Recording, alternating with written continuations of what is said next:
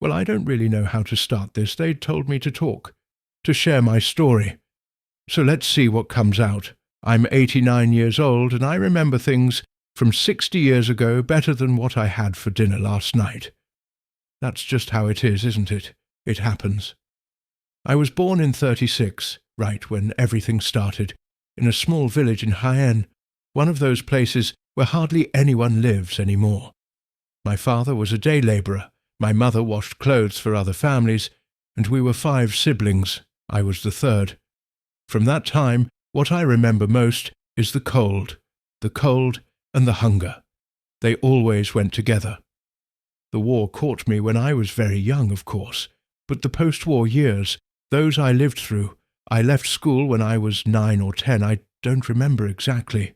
We didn't go much anyway. I only went when I wasn't needed in the fields to help out. The teacher, Don Ildefonso, poor man, did what he could with 40 kids in a classroom that was falling apart. I learned to read a little, to write poorly, and just enough math to get by. That was it. My father left when I was 11. He went to look for work, he said, in Barcelona or Bilbao. I don't know. He never came back, just like that. My mother held on for a couple of years, but there were too many of us, and there was nothing, no food, nothing. One day she told me to go to an aunt's house in a village near Valladolid. She said maybe there would be something for me there, that she would come for me later. She never did. I don't hold it against her. She did what she could, I suppose.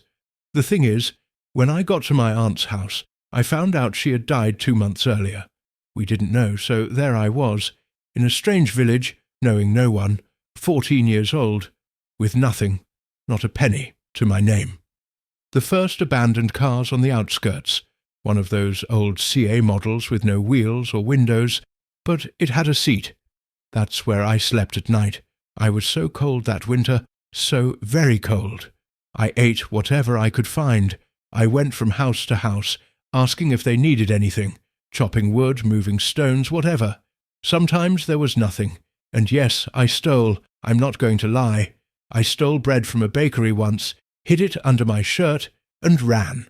I'm not proud of it, but I was so hungry my stomach hurt all the time. You don't forget that kind of hunger. It changes you. Later, I found work at a gas station. Well, it was more like a roadside workshop where they fixed things. The owner, Mariano, let me sleep in the workshop and gave me something to eat. I got up early and worked until there was no light left. I cleaned, helped with the cars, ran errands. Sundays too, no rest. Mariano was tough but fair. He never hit me, and that was something. Other kids had it worse. In winter, at least, I had shelter. You get used to it or you don't, but you do it anyway. Years passed like that, working, sleeping little, eating just enough, not thinking much about the future, because the future was just making it to the next day. But there came a moment when I was 17 or 18 when I realized something. If I kept living like that, nothing would ever change. I would always be the workshop boy, cleaning up oil and sleeping on a cot. It wasn't a revelation. I don't know how to explain it. It was just realizing I knew nothing and that people who could read and write well had other options. So I started to read. It was incredibly hard. I read slowly, stumbled over long words, and didn't understand half of what I read. But there was a small library in the next village over, with 4 shelves and an old lady who ran it. I went on Sunday afternoons when I could sneak away for a bit.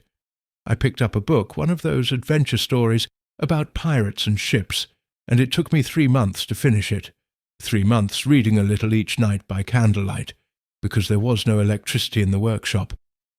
I wrote down words I didn't understand and asked the librarian what they meant. Her name was Doña Carmen. She was very kind to me. She let me stay longer than I should have, recommended books, and taught me how to use a dictionary. One day she gave me a small, pocket-sized dictionary, old and with broken covers. I kept that dictionary for years. Then came military service, which wasn't so bad for me. I ate 3 meals a day, slept in a real bed, and had clean clothes. There was a sergeant who gave classes in the afternoons, to those of us who wanted to get our primary education certificate. I signed up and learned to write better, do math, geography, history, basic things, but things I didn't know. When I left the military at 21, I had my certificate. It wasn't much, but it was something. I went back to work, first in a flour factory, then a warehouse, then a grocery store. Sometimes the business closed. That's just how it was back then. That's how it still is, I think. I met my wife at a fair. Her name was Maria. We were together for 62 years. Well, she passed away 4 years ago, but 62 years together isn't something you forget. She worked in a haberdashery, sewed, and did alterations. Between the two of us, we made ends meet. We had 3 children, and at least they never went hungry. That's something I'm proud of, that they went further than I did. I opened a small repair shop in a rented space. I fixed everything, radios, appliances, whatever came in. It was never much, but it was ours. There was 1 year we almost lost everything. Couldn't pay the rent, but we made it through. I don't know how, but we did. We were never rich, not even close, but we managed to buy a small apartment in a working-class neighbourhood on the outskirts with heating and all. For someone who had slept in a car with no windows, that was a lot. That's been my life, working, enduring, moving forward. No great adventures, no great achievements, just a normal life, I suppose. Now I look at my grandchildren, my great-grandchildren, and I see they have it hard too, but in a different way. They're told to study hard, that there's a lot of competition, and then they study and can't find work, or the work they find doesn't pay enough. They have to leave the country. I don't know if I'm making sense. Back then, you knew you'd work hard, and that was it. Now they're promised things that never come. That must be very frustrating. I'm not going to give them advice. What worked for me might not work now, but I do know one thing. Reading saved me. Learning, even just a little, even slowly, opened doors I didn't even know existed. It's not that reading will make you rich or anything like that, but it changes how you see things. It makes you think, and no one can take that away from you. Now, at 89, I don't plan much. I remember more than I look forward to. I sit here in my armchair, look out the window, and think of Maria. Maria, Maria. Mostly Maria and the children when they were little, and that car with no wheels where I slept, freezing. I don't know why I told you all this. They asked me to, and I said, why not? Maybe someone will find it interesting, or maybe not. Who knows? I don't have a message or a lesson to share. I just wanted to tell my story, how I got here, and here I still am. And that's something.